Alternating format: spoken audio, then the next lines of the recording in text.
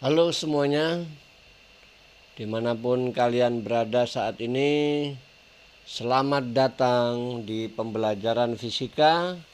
Kali ini kita berjumpa dalam materi fisika inti bagian pertama. Masih bersama saya, Bapak Yoto. Semoga kalian pada kesempatan hari ini mendapat limpahan rahmat dan nikmat dari Tuhan Yang Maha Kuasa, sehingga dalam kondisi sehat walafiat, tetap semangat, tetap happy, tetap tersenyum, dan selalu berpikiran positif. Jangan berpikiran negatif sehingga imunitas tubuh kita semakin meningkat. Dengan meningkatnya imunitas tubuh, maka tubuh kita akan menjadi kebal dari serangan-serangan virus atau bakteri-bakteri dari luar tubuh kita.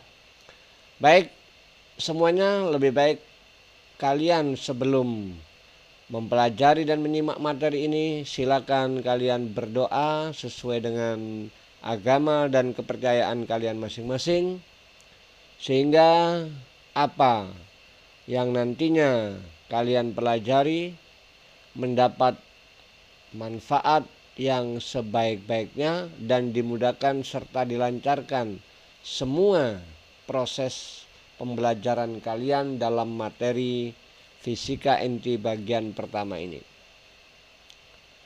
Baik semuanya, pada pertemuan kali ini, yaitu pada fisika inti bagian 1, kita akan membahas 4 bagian penting. Yang pertama itu berkaitan dengan partikel penyusun inti. Kemudian yang kedua kita akan membahas tentang perbedaan isotop, isoton, dan isobar. Kemudian kita akan membahas juga tentang stabilitas inti dan gaya inti. Dan berikutnya kita akan membahas tentang defek massa atau kerusakan massa. Inilah 4 bagian penting dari materi kita untuk fisika inti bagian pertama. Tolong tetap konsentrasi, tetap bersinergi agar kalian bisa memahami materi fisika inti bagian pertama ini. Baik, sebagaimana pembelajaran yang sebelum-sebelumnya, bahwa di setiap pembelajaran kita selalu mempunyai yang namanya tujuan pembelajaran. Karena kondisi ini kita masih seperti yang sebelumnya, berarti kita masih menggunakan fasilitas yang ada. Karena dalam kondisi seperti ini harus memaklumi semua yang terjadi di negeri kita, bahkan di seluruh dunia saat ini. Baik, tujuan pembelajaran yang akan kita capai pada pertemuan atau pada pembelajaran fisika inti bagian pertama ini, kita masih menggunakan metode diskusi informasi, menggunakan fasilitas Google Meet, kemudian Google Classroom, YouTube, dan WhatsApp. Maka kalian atau peserta didik yang pertama harus dapat menjelaskan apa saja partikel penyusun inti. Kemudian yang kedua, bisa membedakan isotop, isobar, dan isoton. Kemudian yang ketiga, menganalisis stabilitas inti dan gaya inti. Kemudian yang keempat, menganalisis terjadinya defek massa. Kemudian yang kelima, menganalisis energi ikat inti dan energi ikat per nukleon. Dan yang keenam, tentu saja kalian dapat menerapkan persamaan dalam pemecahan soal.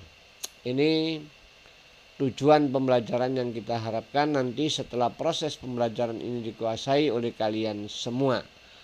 Baik, kita akan lanjut di partikel penyusun inti. Apa saja sebenarnya partikel penyusun inti? Di dalam pertemuan sebelumnya, baik itu model atom yang kalian pelajari mulai dari John Dalton, Thomson, Ernest Rutherford, Bohr, bahkan ke Schrödinger, maka kalian sudah mendapatkan bahwa di tengah-tengah atom itu namanya inti atom. Nah, apa saja partikel penyusun inti atom? Dari penelitian ilmuwan didapatkan bahwa partikel penyusun inti itu ada 2. Nah, ini intinya dalam sini. Yang pertama adalah proton. Partikel penyusun inti adalah proton yang positif ini, proton. Sedangkan yang berkeliling sesuai dengan model atom Rutherford dan Bohr, bahwa pada jarak yang relatif jauh muatan positif dikelilingi oleh muatan negatif yang disebut elektron. Jadi yang berputar mengelilingi inti itu namanya elektron. Sedangkan di dalam inti ada satu lagi partikelnya yang disebut dengan neutron.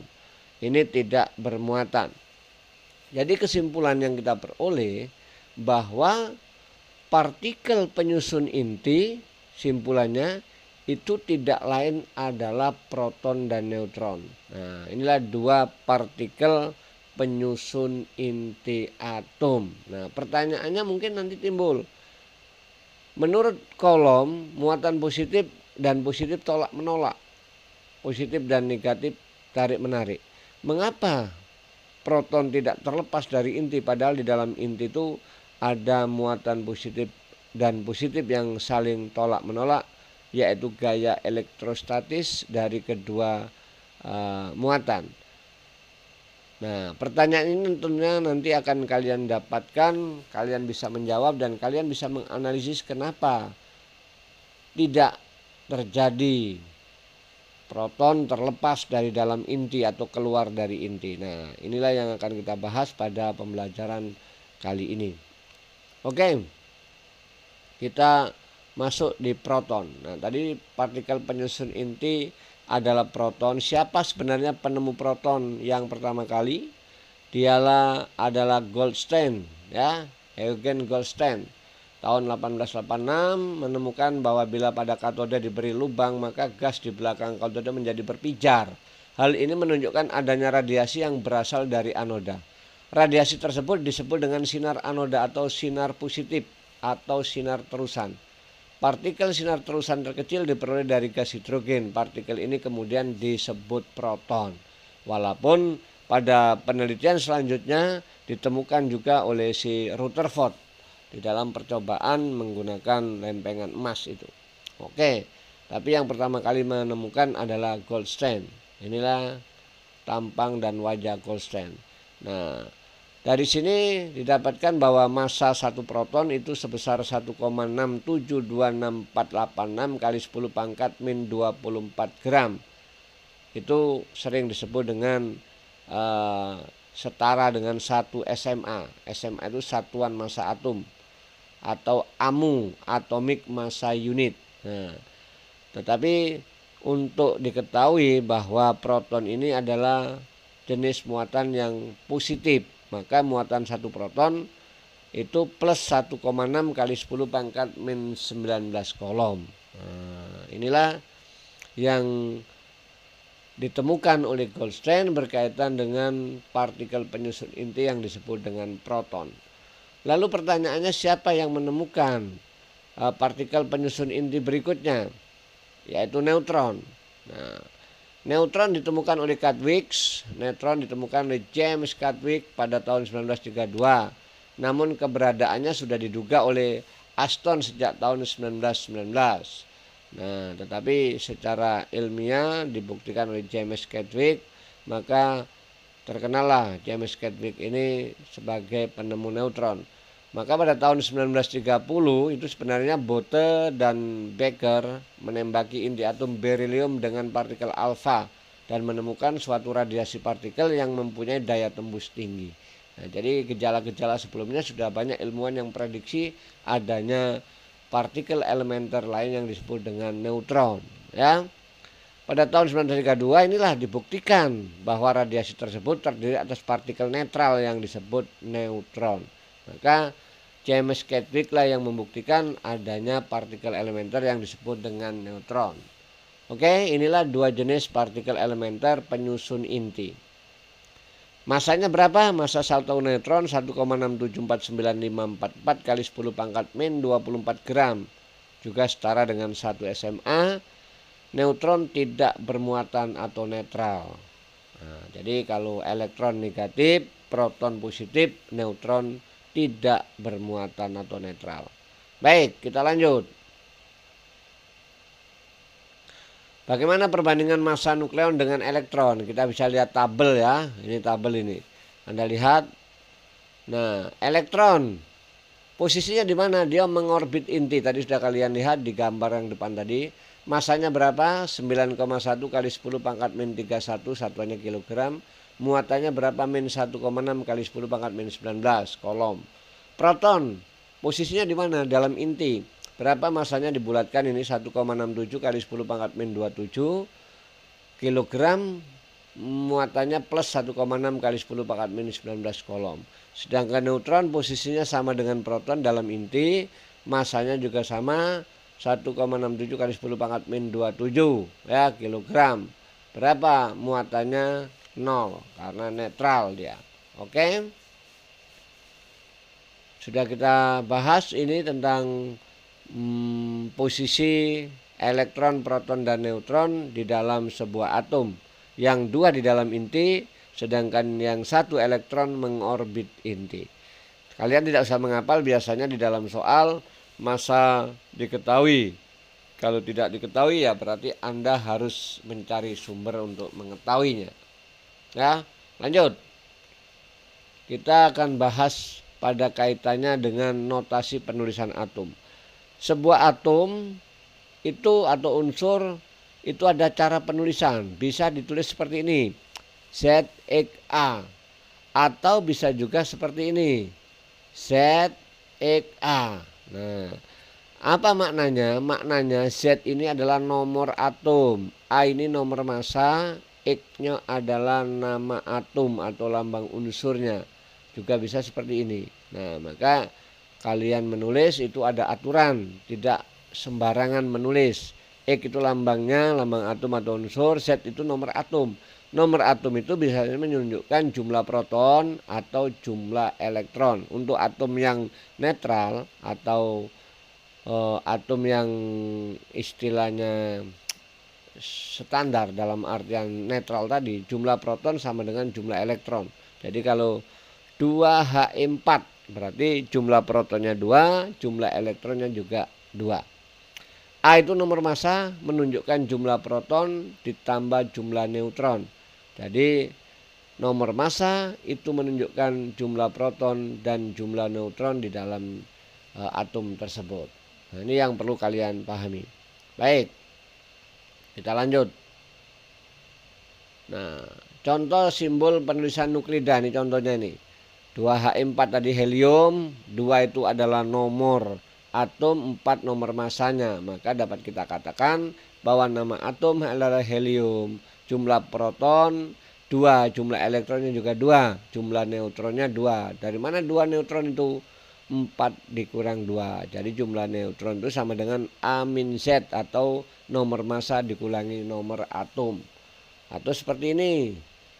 Ya, kobal 27, kobal Cu59, nama atomnya kobal, jumlah protonnya 27, berarti jumlah neutronnya 59 dikurang 27, 32. Nah, begitu kira-kira gambaran mengenai notasi sebuah nuklida atau menggambarkan nomor atom dan nomor massa dari sebuah unsur atau sebuah atom. Oke, lanjut ya. Nah, sekarang ada pertanyaan, apa sebenarnya bedanya isotop, isobar, dan isoton? Nah, sering kalian mengetahui bahwa karbon itu nomor atomnya 6, tetapi ada karbon 12, karbon 13, karbon 14. Maka yang seperti itu disebut dengan isotop. Jadi isotop adalah nuklida-nuklida dengan nomor atom sama atau jumlah protonnya sama. Ini contohnya karbon 12, karbon 13, karbon 14. Semuanya nomor atomnya adalah 6. Oke, itu namanya isotop. Nah, isobar itu apa?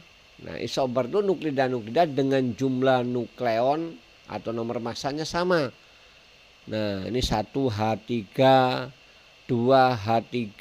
Nah, seperti ini adalah tergolong ke dalam isobar, nomor massanya sama. Kalau isotop nomor atomnya sama, isobar nomor massanya sama. Atom apa saja kalau nomor atomnya nomor massanya sama, maka dia disebut dengan isobar. Lalu ada satu lagi isoton. Apa isoton? Isoton adalah nuklida-nuklida dengan jumlah neutron sama. Artinya nomor massa dikurangi nomor atom sama. Contohnya apa? Karbon 14. 14 dikurang 6 berapa? 8. Itu adalah jumlah neutron.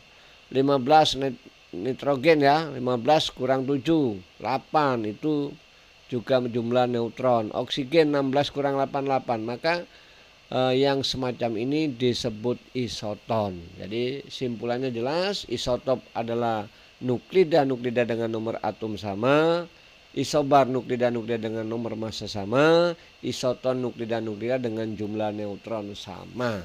Oke, bisa dipahami ya. Mudah nih. Oke, lanjut.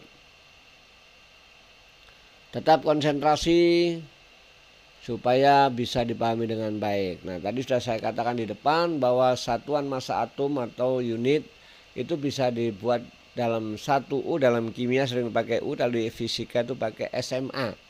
SMA itu satuan massa atom atau amu atomic massa unit. 1U itu tepat sama dengan 1/12 massa isotop karbon 12. Ya, berarti 1 SMA atau 1U, 1 unit ini sama dengan 1,6605 kali 10 pangkat min 27 kg. Itu setara dengan energi sebesar 931,494 mega elektron volt per C kuadrat. Nah, ini di pelajaran kimia biasanya dibahas lebih detail berkaitan dengan hal-hal semacam ini. Oke, ini sebagai informasi, nanti penerapannya ada di massa defect atau defect massa. Ya. Maka massa proton itu adalah 1,007276 SMA atau unit.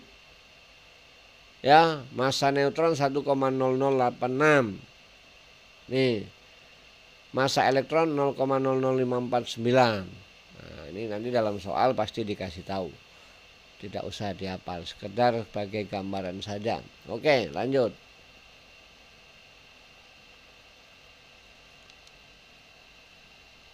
Kestabilan inti. Nah, kalau kita bicara kestabilan berarti ada saatnya tidak stabil. Maka inti atom itu sebenarnya mengandung jumlah proton dan neutron tadi kan, inti atom. Inti atom mengandung sejumlah proton yang mengalami gaya tolak menolak sesama proton. Tadi sudah dikatakan itu namanya gaya elektrostatis. Agar proton tetap di dalam inti, maka diperlukan gaya yang dapat mengimbangi gaya kolom ini. Apa itu gaya itu? Gaya itu ialah sebut dengan gaya inti, atau orang-orang sering mengatakan sebagai dengan sebutan gaya nuklir. Nah, gaya nuklir atau gaya inti inilah yang diperlukan untuk mengimbangi gaya kolom sehingga proton tetap bertahan di dalam inti. Untuk mempertahankan kestabilan, maka ketika jumlah protonnya bertambah, maka jumlah neutron N harus bertambah lebih banyak. Ini untuk menjaga kestabilan di dalam inti. Jadi ketika jumlah protonnya Z-nya bertambah, maka jumlah neutron N juga harus bertambah lebih banyak.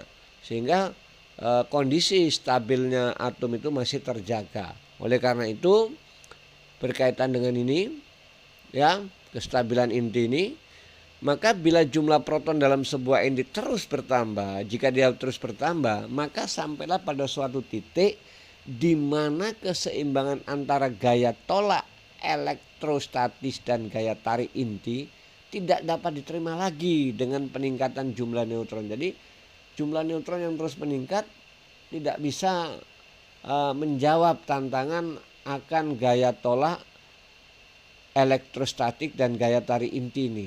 Oleh karena itu, maka menjadi tidak stabil. Maka semua inti dengan nomor atom lebih dari 83 itu adalah atom yang tidak stabil. Nah, jadi ada gambaran seperti itu. Jadi tadi waktu menjaga kestabilan dengan bertambahnya proton, maka neutron bertambah terus. Tapi ada suatu saat, ada titik di mana keseimbangan antara gaya elektrostatis dan gaya inti tidak dapat diterima lagi dengan penambahan neutron tadi.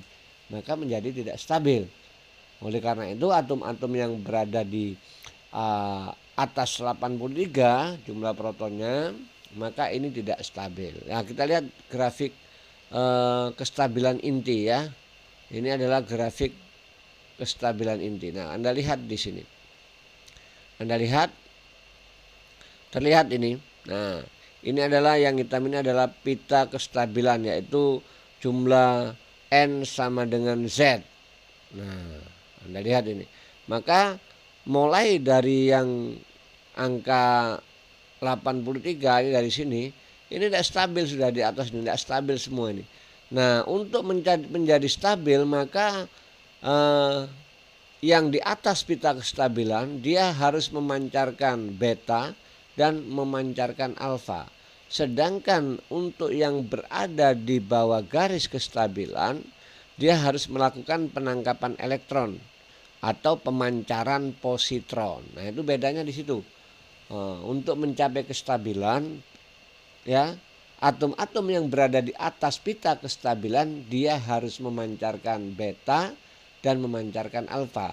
Sedangkan yang di bawah garis kestabilan itu harus mengadakan penangkapan elektron atau pemancaran positron. Dan emisi positron. Nah, ini gambarannya seperti itu. Oke, lanjut. Gaya inti. Nah, tadi sudah dibahas di depan tentang gaya inti. Gaya inti itu apa? Gaya inti itu sebenarnya gaya tarik menarik antar nukleon. Itu namanya gaya inti. Tapi juga bisa dijelaskan bahwa gaya inti ini perannya seperti apa? Perannya yang mengikat nukleon-nukleon tetap bersatu dalam inti atom. Itu peran daripada gaya inti, ya. Gaya inti merupakan gaya terkuat dibandingkan dengan gaya gravitasi dan gaya elektrostatik. Makanya mempertahankan proton tetap di dalam inti walaupun di situ ada gaya tolak menolak sesama proton. Oke. Gaya inti memiliki jangkauan terbatas dan tidak memenuhi hukum kuadrat kebalikan. Nah, kemudian tidak bergantung dari jenis muatan nukleon. Ini karakteristik daripada gaya inti yang dapat saya sampaikan. Oke. Nah, kalau kita lihat perbedaannya di mana sih tentang gaya inti ini? Kalau gaya inti itu terjadi pada partikel yang saling berdekatan. Anda lihat gambar ini, ilustrasi gambar ini. Ini adalah gaya inti semua.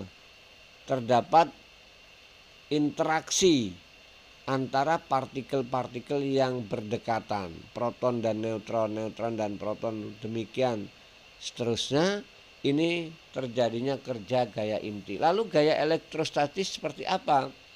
Nah, kalau untuk elektrostatis itu bedanya, kalau gaya inti bekerja pada partikel-partikel yang saling berdekatan saja, tapi kalau elektrostatis terjadi pada partikel yang berdekatan dan berjauhan. Nah, ini.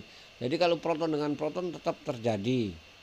Demikian juga yang ada tuh, proton dengan proton dekat posisinya. Sama, dia juga ada gaya elektrostatis.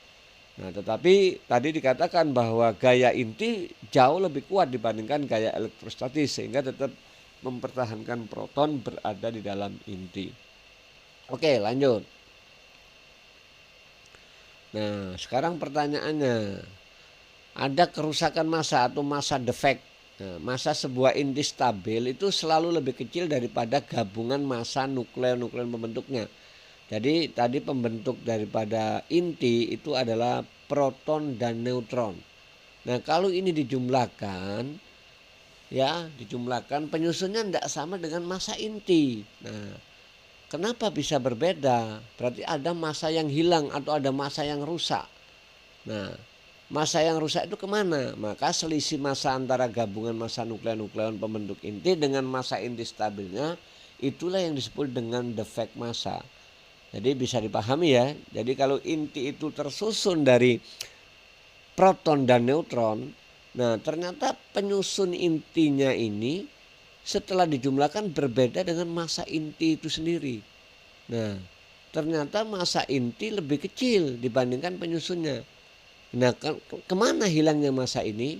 Nah, hilangnya massa inilah yang muncul diubah menjadi suatu energi yang disebut dengan energi ikat inti. Nah, massa defect ini, berapa massa yang hilang ini dapat kita rumuskan nanti, bahwa delta M massa defect atau defect massa itu kalau dirumuskan secara matematis adalah jumlah proton dikali massa proton ditambah jumlah neutron, amin Z ini jumlah neutron, dikali massa neutron dikurangi massa inti. Satuannya adalah SMA, satuan massa atom. Nah, jadi kalau kalian lihat ini dari sini ada kelihatan ini massa inti lebih kecil dibandingkan massa penyusunnya. Berarti ada massa yang hilang. Kemana hilangnya? Itulah yang muncul sebagai energi ikat inti. Sehingga energi itu digunakan untuk mengikat proton-proton di dalam inti. Ya, delta M adalah massa defect, satuannya SMA. Massa proton juga sama SMA. Mn massa juga massa neutron juga SMA. Ya. Mi massa inti tetap juga SMA, Z-nya sama dengan jumlah proton, A min Z sama dengan jumlah neutron. Inilah tentang defect massa atau massa yang hilang atau massa yang rusak pada saat proses pembentukannya. Oke, bisa dipahami rumus ini ya, ini rumus defect massa. Jadi massa proton dikali jumlah proton ditambah massa neutron kali jumlah neutron dikurang massa inti, itulah yang disebut dengan defect massa. Ingat satuannya bukan kilogram tapi SMA. Ya, lanjut. Nah, sekarang kita lihat. Tadi saya katakan bahwa muncul sebagai energi, yaitu energi ikat inti. Nah, energi ikat inti ini adalah energi yang diperlukan untuk memutuskan inti menjadi proton-proton dan neutron-neutron pembentuknya. Nah, supaya tadi tetap bertahan di situ. Maka energi ikat inti ini merujuk kepada persamaan Einstein, delta E sama dengan delta M kali C kuadrat. Nah, ini rumus yang digunakan untuk menghitung energi ikat inti. Nah, 1 SMA tadi satuan delta M itu kan 1 SMA. Nah, jadi delta M yang ada di sini ini kan SMA. Nah, ternyata 1 SMA itu sama dengan atau setara dengan 931,50 mega elektron volt per C kuadrat. Nah, kalau harga SMA di sini kita ganti dengan 931,5 mega elektron volt per C kuadrat, maka C kuadratnya kita coret hilang, habis, satu tinggal 1 dikali 931,5, maka energi ikat inti delta E sama dengan delta M kali 931,5 mega elektron volt. Nah, ini atau langsung biasanya kalau di dalam soal koma 5-nya diabaikan, maka sering ditulis 1 SMA setara dengan 931 mega elektron volt. Jadi delta E itu bisa ditulis sebagai delta M kali 931 mega elektron volt. Itu energi ikat inti. Lalu pertanyaannya, bagaimana cara menghitung energi ikat per nukleon? Nah, maka energi ikat per nukleon sebenarnya En itu adalah energi ikat inti dibagi nomor massanya berapa. Maka kita tulis energi ikat per nukleon sama dengan energi ikat inti dibagi nomor massa. Nah, En sama dengan delta E per A. Inilah yang disebut dengan energi ikat per nukleon. A-nya menunjukkan nomor massa. Oke, bisa dipahami ya? Bisa, saya kira mudah ini masih. Lanjut. Contoh. Soal pertama, perhatikan. Massa inti berilium 4Be9 adalah 9,0121 SMA. Massa proton 1,0078 SMA. Massa neutron 1,0086 SMA. Jika 1 SMA setara dengan 931 MeV atau mega elektron volt, hitung A. Massa defect, B. Energi ikat inti. Oke, kita langsung aja jawab. Ya, masuki rumusnya. Berarti delta M yang kita pertama dicari. Delta M sama dengan ZMP ditambah A min Z, Mn dikurang M inti, satuannya SMA. Maka masuk I. Nomor atomnya 4, Z-nya 4 dikali 1,0078 ditambah A-nya 9 dikurang 4, 5. 5 dikali 1,086 dikurang massa intinya 9,0121 SMA. Oke, jumlahkan 4,0312 ditambah 5,043 dikurang 9,0121. Maka 9,0742 dikurang 9,0121 SMA, dapatlah defect massanya 0,0621 SMA. Nah, ini jawaban massa defect. Nah, kalau sudah ketemu massa defectnya atau defect massanya, maka energi ikat inti tinggal kalikan aja. Delta M kali 931 MeV berarti delta E-nya sama dengan 0,0621 kali 931 mega elektron volt. Nah, mohon maaf ini V-nya harus besar, jangan kecil ya. Salah ini. Mega elektron volt, V-nya besar. Oke. Kita tinggal kalikan, maka delta E sama dengan 57,82 mega elektron volt. Sekali lagi V yang belakang ini harus besar. Mega elektron volt. Nah, itu cara menjawab soal kaitannya dengan energi ikat inti dan defect massa. Lanjut. Soal kedua. Nah, ini singkat saja. Soal kedua, massa inti litium 3Li7 7,018 SMA. Massa proton 1,008 SMA dan massa neutron 1,009 SMA. Jika 1 SMA setara dengan 931 mega elektron volt, hitung energi ikat per nukleon. Jawab. Energi ikat per nukleon, cari dulu delta E-nya, energi ikat intinya ZMP amin ZMN dikurang M inti kali 931 MeV. Masuk E. 3 kali 1,08 ditambah 4. 4 itu dapatnya dari 7 kurang 3. 1,009 dikurang 7,018 kali 931 MeV. Maka setelah kita jumlahkan, dapatlah ini 3,024 ditambah 4,036 min 7,018 kali 931. Dapatlah 7,060 min 7,018 kali 931. Maka delta E-nya 0,042 kali 931 mega elektron volt. Maka energi ikat intinya dapat 39,102 mega elektron volt. Ini adalah energi ikat inti. Pertanyaannya adalah energi ikat per nukleon. Maka En yang kita cari En sama dengan delta E dibagi A. Delta E-nya sudah ada 39,102 dibagi nomor masanya 7. Maka kita peroleh energi ikat per nukleon 5,586 mega elektron volt per nukleon. Nah, mudah kan? Mudah saya kira ini. Oke, dengan dua contoh soal yang Bapak sudah berikan dan ini bisa dipahami dengan baik, maka sebagai umpan baliknya sejauh mana kalian memahami, maka ini ada satu soal saja untuk latihan kalian. Coba dikerjakan soal berikut ini. Nah, ini soal untuk latihan supaya kalian tahu sejauh mana pemahaman kalian tentang defect massa, energi ikat inti dan energi ikat per nukleon. Soalnya seperti ini. Ini soal latihan ya. Satu saja. Nah, massa atom oksigen 16, 8O16 sama dengan 15,995 SMA. Massa proton 1,078 SMA, massa neutron 1,086 SMA. Jika satu SMA setara dengan 931 mega elektron volt, hitunglah A. Massa total partikel pembentuk, B. Massa defect, C. Energi ikat inti, dan D. Energi ikat rata-rata per nukleon. Nah, inilah soal yang Bapak bisa berikan untuk latihan supaya pemahaman kalian tentang defect massa dan energi ikat inti bisa dipahami dengan baik.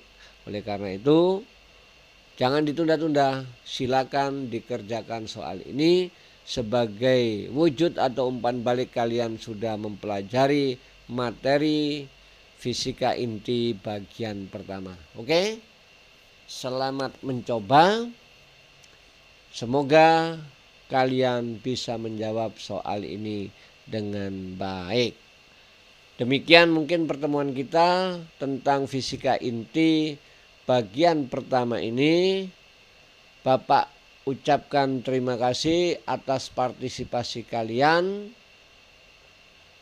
Semoga apa yang kalian pelajari hari ini bisa kalian pahami dengan baik, bisa bermanfaat paling tidak bagi dirimu sendiri syukur-syukur bisa bermanfaat bagi orang lain. Demikian pertemuan kali ini. Terima kasih atas partisipasinya. Thank you for your attention. Selamat belajar dan salam sehat selalu.